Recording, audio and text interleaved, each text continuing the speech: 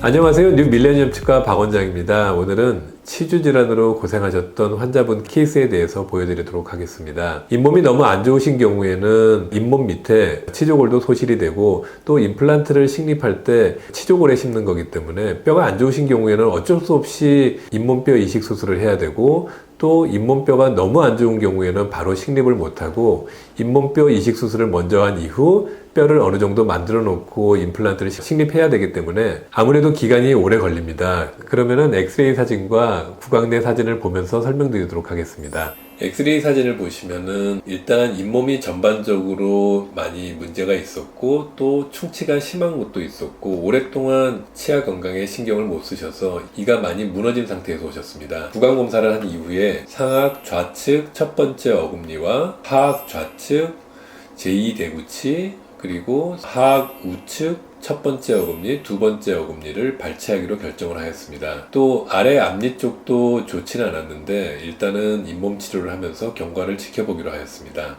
발치를 하나, 둘, 셋, 네 개를 시행하였고, 이를 뽑고 잇몸이 아문 이후 수술하기 전에 찍었던 사진입니다.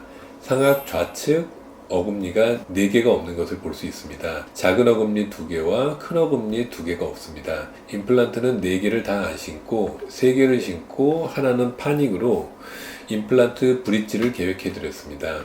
그리고 하악에는 하악 좌측 어금니 뒤쪽 임플란트, 그리고 하악 우측 어금니 임플란트 2개를 식립한 이후 보철을 계획하였습니다. 잇몸이 아문 이후 사진입니다. 물론 뼈 상태가 안 좋아서 임플란트를 심으면서 인공뼈 이식 수술도 같이 동반을 해야겠고, 특히 하악 좌측 제2대구치 부위는 잇몸뼈가 많이 소실이 되어서 바로 임플란트를 식립하는 것보다는 고리식을 먼저 한 이후 그 이후 임플란트를 식립해 드리는 것이 더 장기적으로 예후가 좋다고 판단하여 뼈 이식을 한 이후 그 다음에 임플란트를 식립하기로 계획을 하였습니다.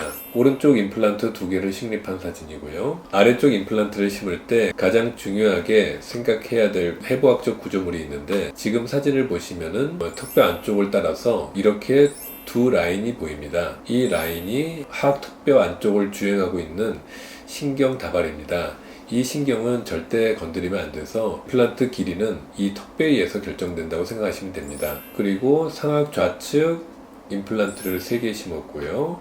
그리고 하악 좌측 제2대구치는 뼈가 많이 소실이 되어서 이 라인으로 형성되어 있던 것을 인공뼈를 집어넣어서 상당히 많이 높였음을 볼 수 있습니다. 임플란트를 다 식립하고 보철은 위에 먼저 올려드렸고요. 그리고 하악 좌측 어금니 쪽은 새로 생긴 뼈 라인에 맞춰서 임플란트를 식립해 드렸습니다. 이 사진은 임플란트 식립 이후 2년 후 엑스레이 사진인데 보철물 다 들어가 있고, 또 처음에 말씀드렸던 대로 아래 앞니 쪽이 잇몸이 상당히 좋진 않았었는데 잇몸 치료를 하고 경과를 계속 지켜봤지만 앞니 2개가 많이 흔들리고 고름도 나고 유지가 안 되었습니다. 그래서 발치를 하고 이 부위는 임플란트 말고 브릿지를 원하셔서 브릿지로 해드렸습니다. 이 사진은 그 이후 2년 후 사진이고, 현재까지 보시면은 임플란트 심었던 주위에 치조골 라인이 잘 유지되고 있음을 볼 수 있습니다. 보철물도 잘 유지되고 있고요. 상악 우측 어금니 쪽 브릿지 주변에 잇몸이 좀 약하신데 이 부위는 좀 더 지켜봐야 될 것 같습니다. 추후 잇몸 관리가 잘 안 되고 유지가 잘 안 된다면은 오른쪽 위에도 좌측 위에처럼 임플란트 수술이 들어가야 되지 않을까 조심스럽게 예상합니다.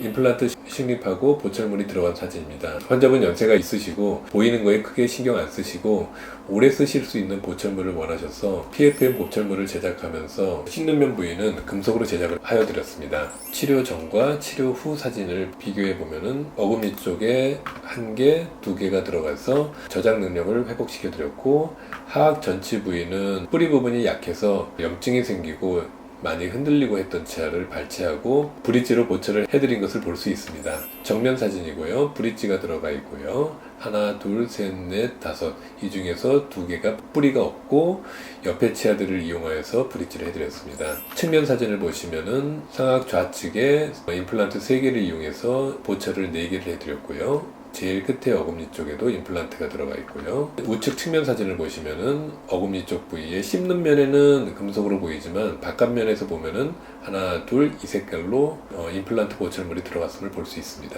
치료 전후 엑스레이 사진을 비교해 보시면은 상악 좌측 어금니, 하악 좌측 어금니, 하악 우측 어금니 2개 발치하고, 그리고 하악 전치 2개를 발치한 이후 하악 전치는 브릿지, 나머지는 임플란트로 보철물이 들어갔음을 볼 수 있습니다. 현재 상황에서 보듯이 처음 사진과 4년 이후 사진을 보시면은 치과 검진을 잘 받으시면서 잇몸 관리를 신경을 좀 더 예전보다 많이 쓰십니다. 그래서 잇몸 라인이 유지가 되고 있고, 오른쪽 위에도 언젠가는 망가지지 않을까 싶은데 현재 상황에서는 관리가 잘 되고 있으므로 좀 더 지켜보기로 하였습니다. 이 케이스에서 보듯이 처음에 잇몸이 안 좋고 이가 많이 망가져서 오셨지만 임플란트를 해드리고 나서 그 이후 관리하시는 것이 굉장히 중요한 것을 알 수 있습니다. 초진 엑스레이 사진과 4년 후 보철물 체크하러 오셨을 때 엑스레이 사진을 보시면은 처음에는 많이 안 좋으셨지만 임플란트 및 보철 치료 이후 정기적인 리콜 체크에